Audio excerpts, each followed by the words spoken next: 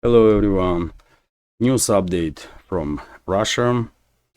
This is my first update for today, and I will share with you, as always, all the main news that are making headlines in Russian media for this moment. Although, by the way, before I start, let me take a minute and ask you to subscribe to my Twitter or X account if you can. Link is under this video in the description box and in the pinned comment. I started several times to pay a little more attention to my Twitter page, X page, but for whatever reason I never had enough time to do it. But I know there is a huge potential to for further development of this channel, and Twitter or X can be very helpful development of the page there. And if you can, please help me with this and subscribe to my page on X. Everybody has a Twitter, isn't it? So I will be very grateful for that. And on my part, I will share on Twitter all the updates that I have on the Telegram, or maybe even more, and also I will add some commentaries. By the way, on Telegram I rarely comment, rarely share my personal opinion, but on Twitter I will share my comments also, and maybe I will start writing some little articles for the start. Then who knows, maybe something bigger. So yes, link is under this video in description box and in the pinned comment. And let's talk about news itself now. First of all, short summary on the situation on Ukrainian battlefield. I will point out just several directions. Let's start from the northern part of Kharkiv region. Well, Russian troops further improving their positions in Volchansk area, in northern part of Volchansk, and several sources even are claiming that battle for northern part of Volchansk is effectively over, and the battle for southern part of Volchansk is beginning. And I guess that's exactly what is happening, because in recent days Russian troops established several footholds on the southern side of the Volchia river that divides this city into halves. At this point, still Kiev regime troops have some positions in the northern part, but I guess it's only a matter of days, and they will withdraw from this area, and we will see quite rapid advance of Russian troops in the southern Volchansk, because yet again some military channels are reporting that Kiev regime troops are depleted in Volchansk direction, had immense losses, and are not really capable of continuation of the battles in the long term. They may be able to resist for a week or two, but that's about it. So I guess maybe before end of this month, Volchansk and surrounding areas will be controlled by Russian forces. This is one direction that I wanted to highlight. Another one is New York and Toretsk. Russian troops advancing in these directions also, and with significant success in Kirova, Druzhba, Artyomovo direction, and also inside the New York itself. Forward units of Russian armed forces are in the central, right next to central parts, as I predicted, by the way, like day or 2 days ago. Russian forward units are conducting now reckoning force operations in the central parts of New York, and the battle for this town will probably also finished in a week or 2 weeks time. Also in Avdiivka direction, Russian Defense Ministry confirmed information about full control of Russian side over the Voshod settlement, and yesterday, it was yesterday, isn't it, I reported about Russian progress in Yevgenievka settlement also. There is these two villages, by the way, right next to each other, and both settlements are under Russian control, according to reports that I see, although Russian Defense Ministry now confirming liberation of Voshod only. I guess in day or two, or maybe in a week's time, Defense Ministry will confirm Russian control over there. Yevgenyevka also, I don't know why, but Russian Defense Ministry always does that kind of stuff. When everybody knows that Russian troops had significant success, progress in certain directions, but Russian Defense Ministry is not reporting about it. Maybe after like several days, or maybe even after a week. So yes, that's the short update. Also Krasnohorivka, by the way, of course, Krasnohorivka on the southern part of Donetsk sector. According to latest reports, Kiev regime troops withdraw from northern eastern part of this settlement. Now Russian troops are conducting clearing operation in this area. And as I'm recording this update, only parts of Krasnohorivka that are controlled by Kiev regime is this small corner on the northern western side of this settlement. I guess with such a rapid advance on part of Russian troops, I guess in a couple of days time, just give it a week, and probably entire Krasnohorivka will become under full Russian control, will become liberated from Kiev regime. And this is it for a short summary. Several key directions on the line of contact. Of course, for more detailed information about developments in the zone of special military operation, I recommend military channels, by the way. And for analytics, of course, I recommend channel of the Alexander Mercury's host of the Iran show. He provides us public with great analytics on major developments in this world on daily basis, including Ukrainian crisis. All the links are under this video in description box in a recommendation list of the channels that I follow. And well, RIA Novosti's news here about Defense Ministry's confirmation that Vashod is under Russian control.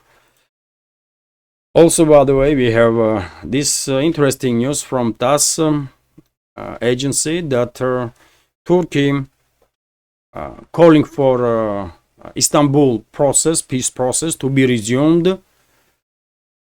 Interesting initiative from Ankara, but yet again, as long as Western ruling class is opposing any real meaningful peace talks or negotiations, I don't think this Turkish initiative will gain any momentum at all. But it is good that leadership of Turkey is also pushing narrative of peace, like Prime Minister of Hungary, Orban does, or Prime Minister of Slovakia, Fico. So when it's good stuff, it's good stuff. So yes, well done to Turkish leadership that they are trying to promote peace, not further escalation and hostilities. And I remind you, dear friends, that sides Moscow and Kiev were very close to achieve agreement in March-April of 2022 and to de-escalate and end hostilities. But despite preliminary agreements between the sides, and Western ruling class and their puppets like Boris Johnson get involved there. Not just Boris Johnson, everybody is talking about Boris Johnson, but according to reports that I see, by the way, CIA sent its officials, Pentagon said its officials, State Department sent its officials in Kiev, and Zelensky was basically forced to derail peace talks with Russia.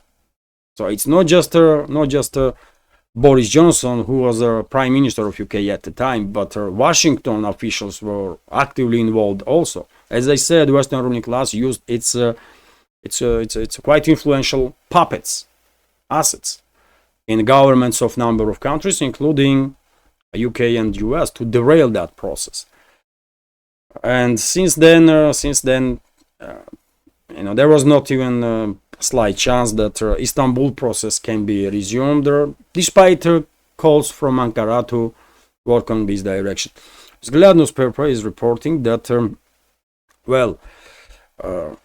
Out of desperation, I guess, Kyiv regime, according to journalist of the Bloomberg, Jennifer Jacobs, is determined now to organize second round of their so-called peace talks on Ukraine on the basis of Zelensky's so-called peace formula, and they want to do it before presidential elections in the US, before November.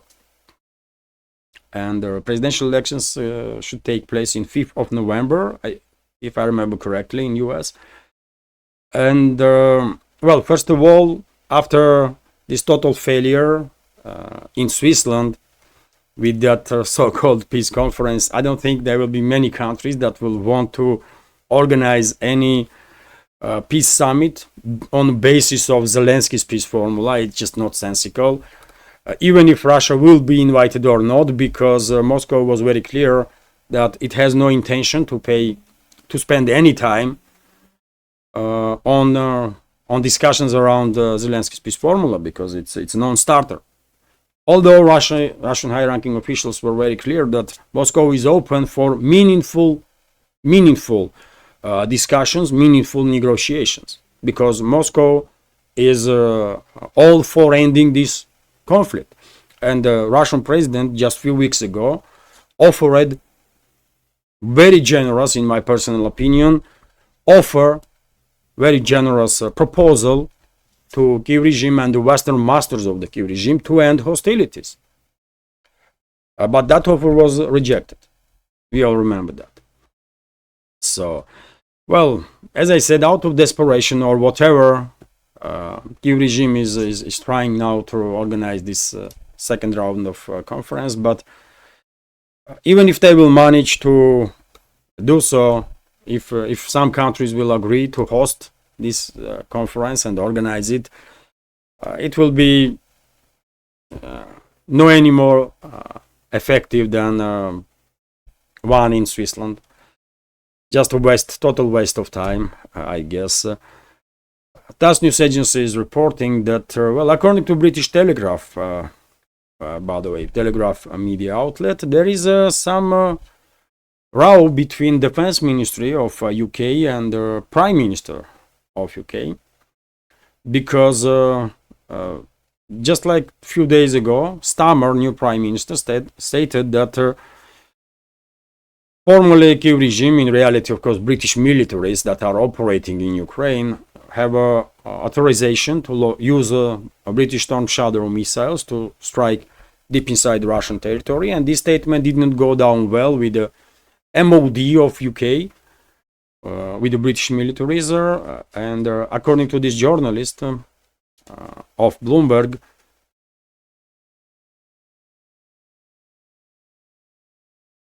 according to Daily Telegraph, this Bloomberg journalist was previous news, isn't it? Yeah. So according to Daily Telegraph, British militaries are not happy because they think information about some plans and some operations that they are planning should be kept secret, should be stay classified, and Starmer did not have the right to announce anything really. And at the same time, because now MOD of UK and London in general lost this plausible deniability, because we all understand, everybody knows, that the Storm Shadows are used by British militaries. They are preparing, they are putting or targeting data into the missiles. Intelligence of UK is actively involved. We all know that all these operations with Storm Shadows are done by British military. And Russian side was very clear about it when British ambassador was summoned about a month and a half ago. When Moscow sent a message to London that whenever Storm Shadows are used to hit deep inside Russian territory, Russia will retaliate on British assets, not just in Ukraine, but outside of Ukraine also. And that promise from Moscow is still in force, I guess. And now, because London, due to statements of Starmer, lost this plausible deniability, if they ever had one, MOD of UK is saying that they never authorized formerly Kiev regime to use storm shadows to strike deep inside Russian territory. So some chaos is taking place in UK in relationships between the new prime minister and the leadership of British militaries. Probably it will take another month or two because they will start understanding each other and and the rules that they are playing with. But anyways, we all know. Main point here is that we all know that if whatever long-range weapon systems are used by formerly Kiev regime to strike deep inside Russian territory, it's NATO military personnel that does this with authorization of the capitals of those countries, and Moscow was very clear. You do that, and we will retaliate in Ukraine and outside of Ukraine. So after recent ATACMS strikes on beach coastal area of Sevastopol, there was no long-range strikes with Western weapon systems yet, if I remember correctly. And let's hope it will stay this way, because otherwise London, Washington, Paris, that providing formerly Kiev regime with their Skal-PG long-range cruise missiles, they should be ready for consequences for their assets, not just in Ukraine but outside of Ukraine also. Let's continue. And well, Blinken, head of State Department of US, shared with public information about new military aid package from US worth $225 million this time. And in this aid package, there will be one Patriot air defense system, missiles to Patriot, and NASAMS air defense systems, also Stinger manpads, 155 and 105 millimeter artillery shells, and also TOW, Javelin, and 84 ITGMs, anti-tank guided missiles. Of course, these deliveries of the weapons, this constant flow of weapons and money to Ukraine, not gonna turn the tide. Obviously, Russia is already victorious. Russia already defeated morally and practically NATO in this proxy war that Western ruling class is provoked and waging against Russia. Just formalization is left, but unfortunately, these deliveries, this constant deliveries of money and weapons, of course, prolonging this conflict, and as a result, more people are dying, and more damage is done to the ground as a result of this high intensity clashes. But outcome of this conflict between Western ruling class and Russia is already known for everybody who is able of critical thinking. Russia is already defeated Western ruling class. It's just undisputable. Vzglyad newspaper is reporting that well, Jake Sullivan, aider of US president in national security, stated that F-16s that will be delivered, transferred to Kiev regime, will be based in Ukraine, not in the neighboring NATO member states' territories. Interesting clarification, because if you remember, some time ago there was information in the media that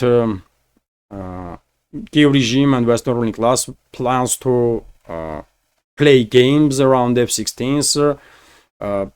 They wanted to station these F-16s into Romania and Poland, and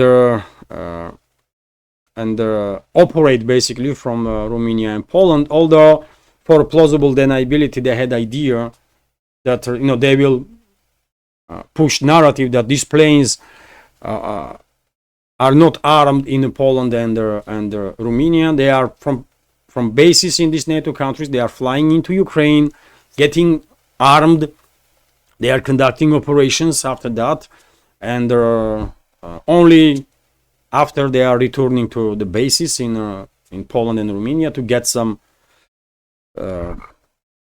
maintenance work, which is, I mean, total nonsense, isn't it?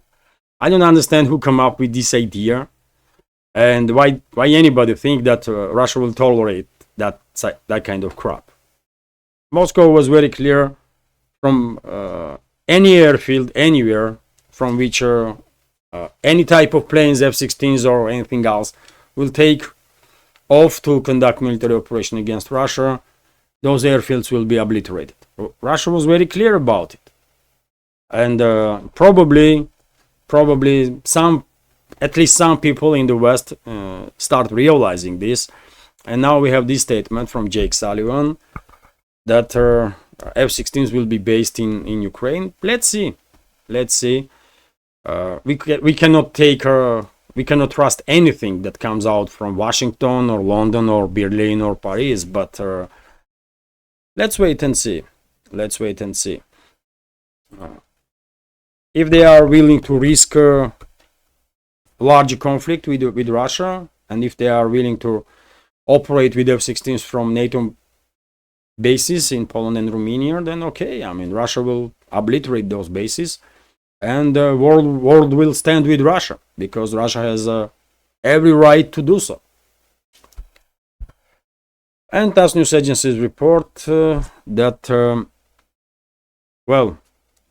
Politico, U.S. media outlet Politico, is writing that according to NATO member states, according to NATO officials, conflict in Ukraine will stay in a stalemate before end of 2024, which is total nonsense, by the way. I noticed that Western propaganda outlets and Western so-called politicians, they want to push this narrative that it's a stalemate. It's a stalemate, you know. No one side is achieving much. I mean, they reach this situation when they cannot move forward no more, which is total false, isn't it? Just in last month, just in last like 25-30 days, Russian troops liberated like dozens of settlements. Every other day we have report about liberation of the settlement on the line of contact. Because Russia is operating with a mobile defense strategy, this does not mean that Russian troops are not moving forward. Of course they do. And if people are, especially in the West, if they are receiving information from alternative, independent media outlets, they know perfectly well that there is no stalemate and never was any stalemate on the line of contact. Russian troops always had initiative, isn't it? There were several instances when there was regrouping and stuff in 2022. There was a Kharkov operation, isn't it? There was a regrouping from Kherson. But since then, initiative is constantly in Russian hands, and Russian troops are advancing day in, day out. I just reported today about Vashod. I reported yesterday about this other settlement right next to it. There is a huge progress of Russian troops in New York direction, in Toretsk direction. Russian troops are active in Kupiansk direction. Several settlements being liberated there like a week ago. Russian troops created a buffer zone, for God's sake, on the northern part of Kharkov region. And just give it another week or two, and Volchansk, for example, major stronghold of the Kiev regime in that area, will become under full Russian control. Where is the stalemate? I don't see one, really. Even in current situation when Russia is operating with this mobile defense strategy, right? So, of course, this is misinformation of the public, by the way, from Politico, that there is a stalemate, and NATO, and from NATO also, by the way, that there is some sort of stalemate, and it will stay this way towards end of 2024. I don't think so. I don't expect this arrow offensives from Russian side, large-scale offensive operations and stuff. No, at least not before Kiev regime forces will collapse completely. After that, yes, Russian side will conduct some decisive actions, but before, Kiev regime forces are still more or less capable entity.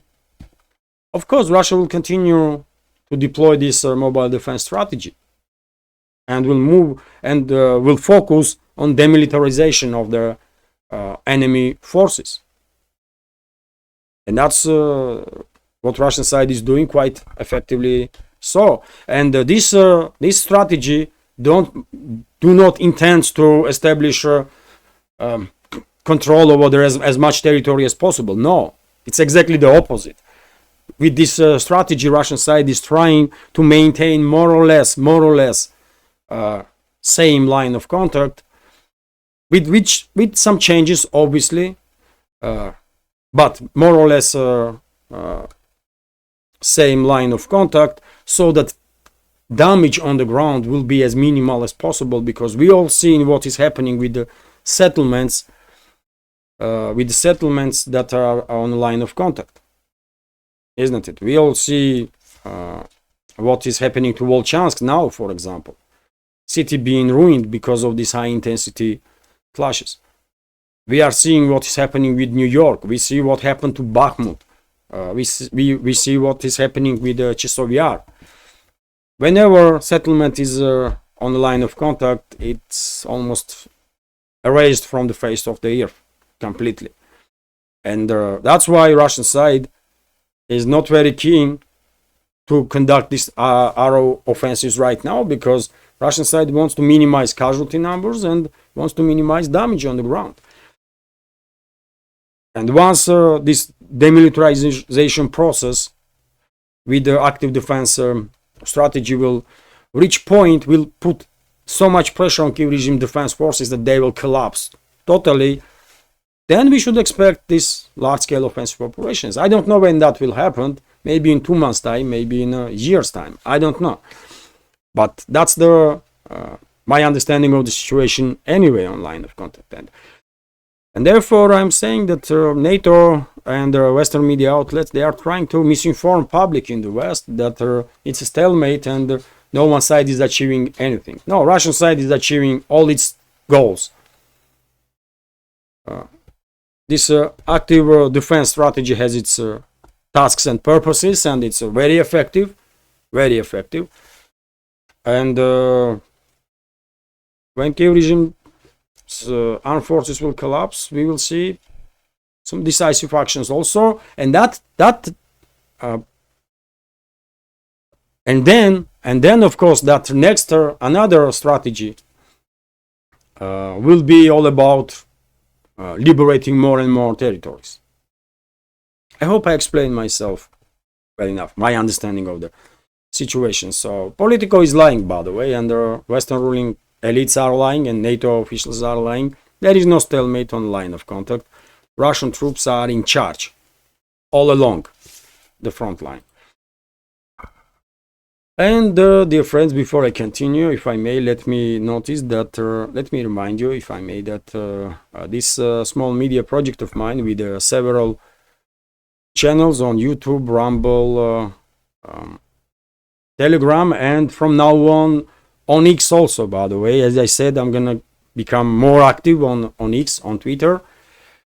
So this small media project with these channels exists solely thanks to support of support of community.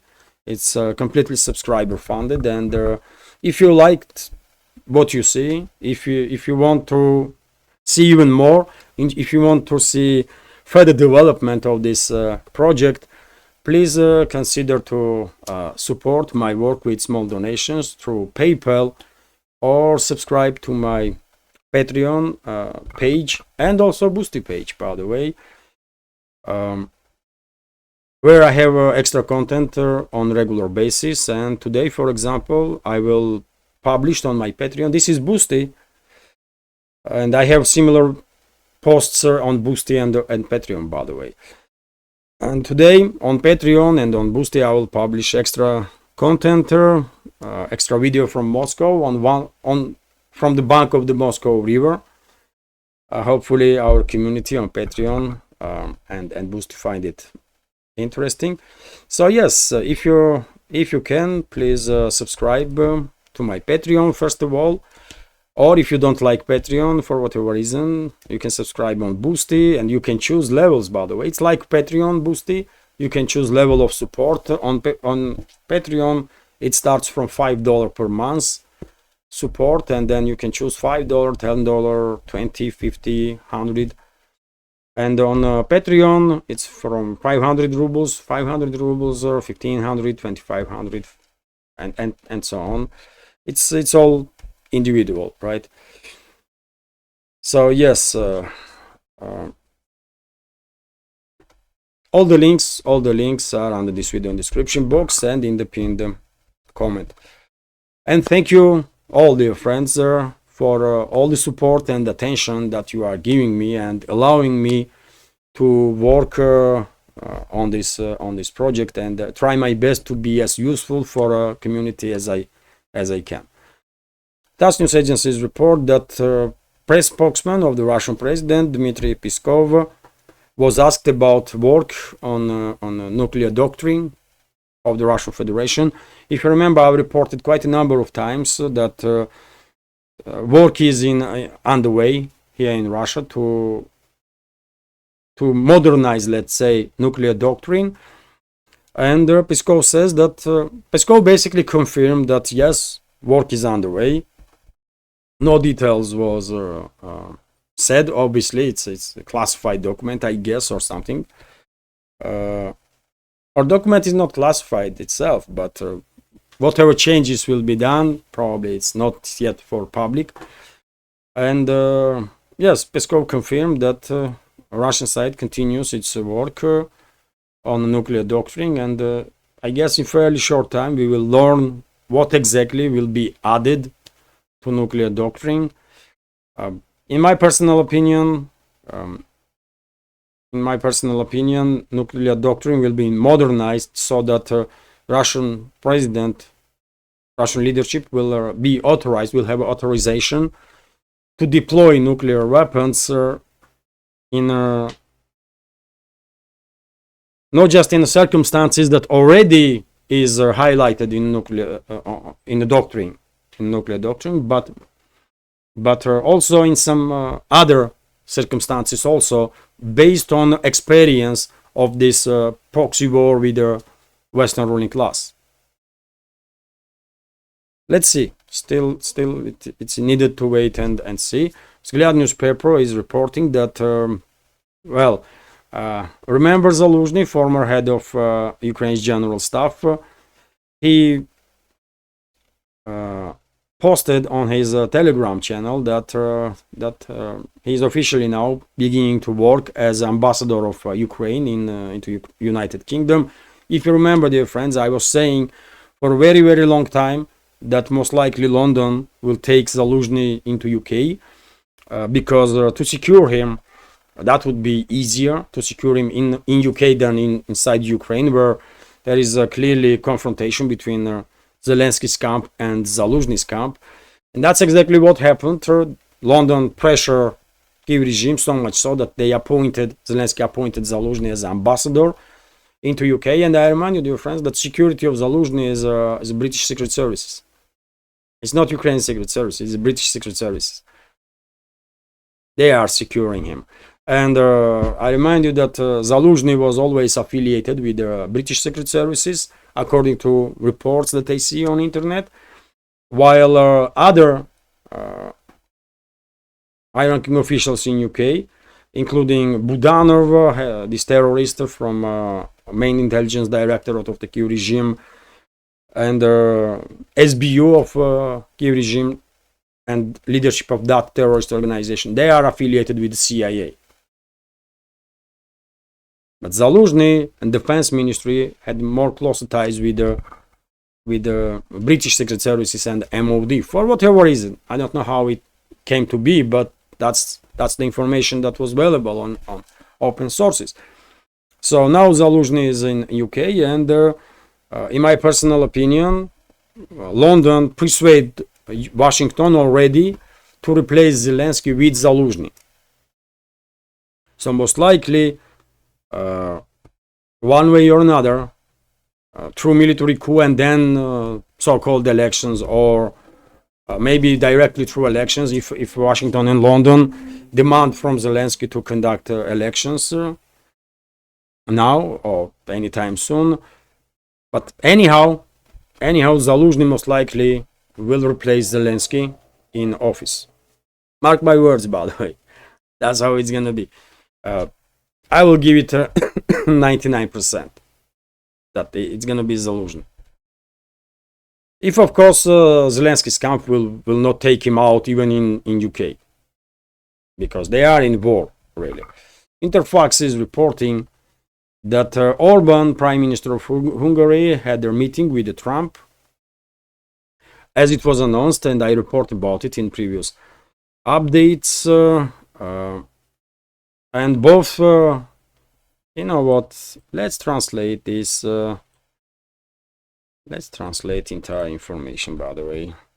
So, Hungarian Prime Minister Viktor Orban met with the former US President Donald Trump at his estate in Florida, Mar-a-Lago, isn't it?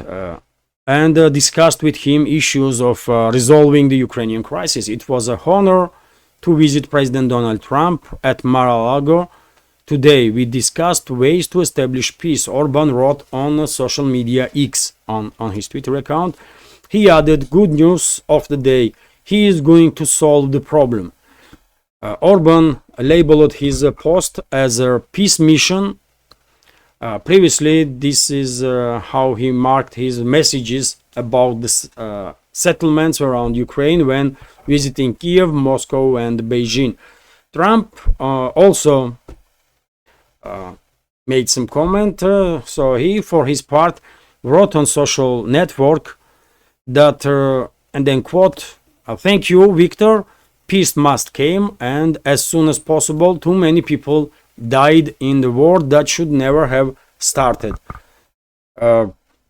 Interesting, by the way, interesting choosing of the words, war that should not have started.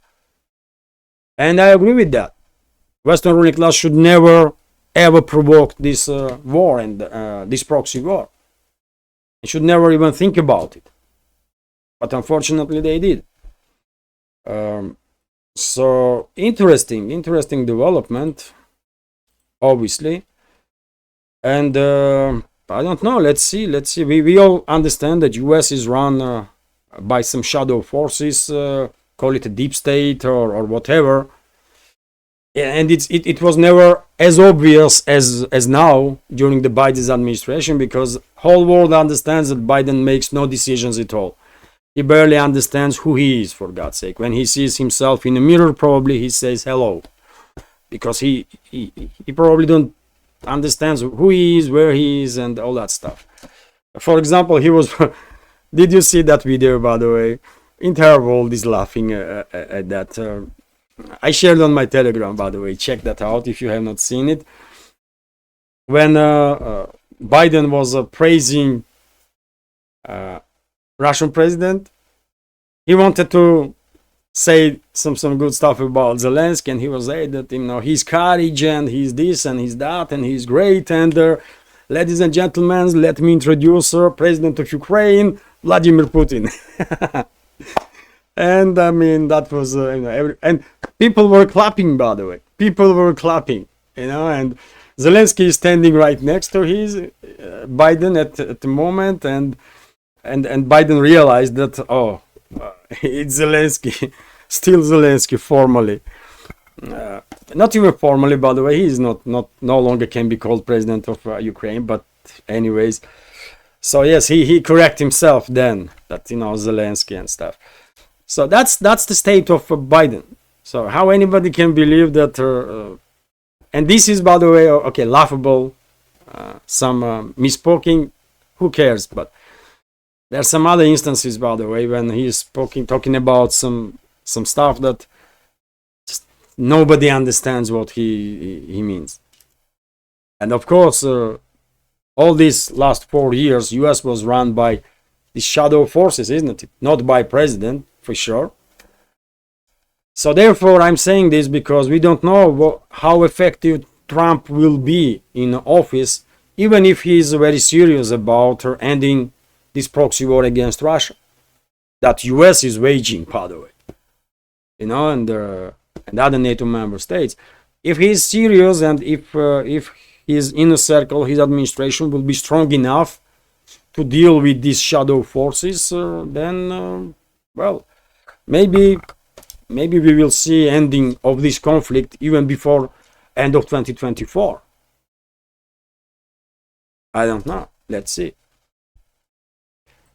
But it is good that possibly future president of US is talking about peace. It's good. It's clearly good stuff. RT is reporting that according to Russian Defense Ministry, Russian army is recruiting about 1,000 men a day, every single day. Nearly 200,000 people have signed their contracts with the Russian Defense Ministry this year alone, which is a huge number, isn't it? Which is a huge number. That's why Russia don't do. After first wave of mobilization, there was no additional waves of mobilization because there is a huge wave of volunteers that want to join army and serve in a zone of special military operation.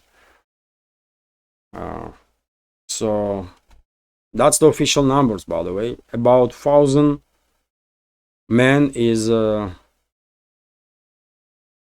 applying. More than 1,000, by the way, but I guess 1,000 is accepted. About 1,000 people are accepted because there is some norms, isn't it? You may apply for service, but if you are, you know, not in a good shape, let's say, because after all it's a military, and there is at least some minimum that standards that you have to be able to, you know, apply to, and if not, then I mean, you're not gonna enter army. It's a rule everywhere. So at least 1,000 people join the army on daily basis, which is big, by the way, which is big. RIA Novosti is reporting that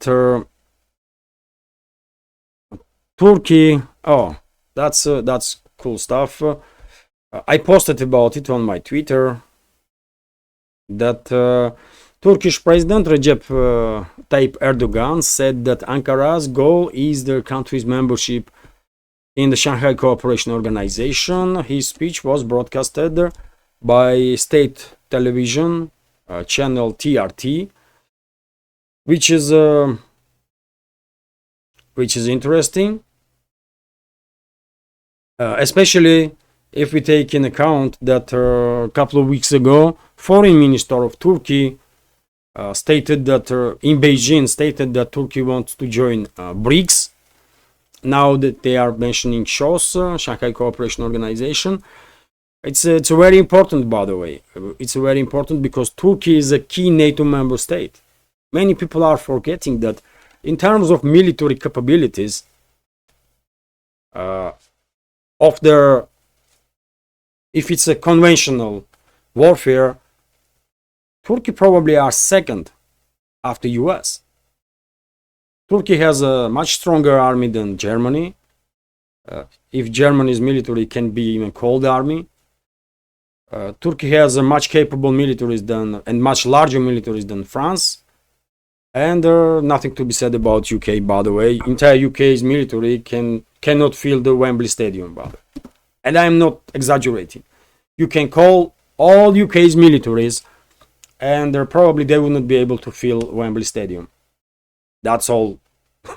All UK's militaries, man. So obviously Turkish militaries are much stronger than UK's militaries. I mean, I don't know exact number how many personnel Turkish army has, but it's big number. It's a second to US. And these key members of the NATO is clearly drifting towards this emerging multipolar world. I mean, it's just too obvious. And by the way, I remind you, if you remember when Foreign Minister of Turkey said that Ankara wants to join BRICS, I was kind of skeptical. I made some comments on it, and I said, of course, BRICS should be cautious to accept new members, including Turkey, because it has to be decision of their nation, not just one party or two parties, but it has to be decision of the nation. And if there is no referendum conducted on the topic, and should be, by the way, I believe every country should conduct referendum before, and the decision, join or not, should be made based on referendum results. But if there is no referendum, then at least political elites from a ruling party and from main opposition parties should be on the same page also. And when it comes to this very important decision-making process, like joining BRICS, for example. And a few days ago, about, I don't know, 5-7 days ago, I reported, if you remember, that leader of the Turkish opposition was planning to visit Europe, to visit Russia, and to visit China. And I guess during this trip, this Turkish opposition leader had in mind to discuss BRICS and Shanghai Cooperation Organization organizations, Turkish involvement in these organizations also. And if Russia and China, if BRICS member states will receive guarantees that political class in Turkey is on the same page on this topic, then why not? Why not? Turkey can be accepted. It will be beneficial for Turkey and for BRICS and also for Shanghai Cooperation Organization, obviously, and it will be a huge blow for Western ruling class, because I mean, as I said, Turkey is a key NATO member state, and it's clearly shifting towards this emerging multipolar world, away from the Western ruling class and their dominance. So it's very important developments, by the way, very interesting, and that's why if if a political class in Turkey is not united on this matter, then it is highly likely, I believe, that Western ruling class will do whatever it takes to remove current ruling party in Turkey and Erdogan's regime, basically, because they cannot. The Western ruling class not gonna be okay with the current developments, that's for sure.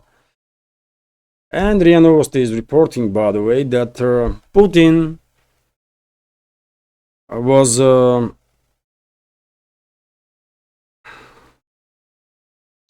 was talking about BRICS, future of the BRICS, on the parliamentary assembly of the BRICS member states. Let's translate this also, by the way. So Vladimir Putin, speaking at the 10th BRICS Parliamentary Forum, stated that creation of the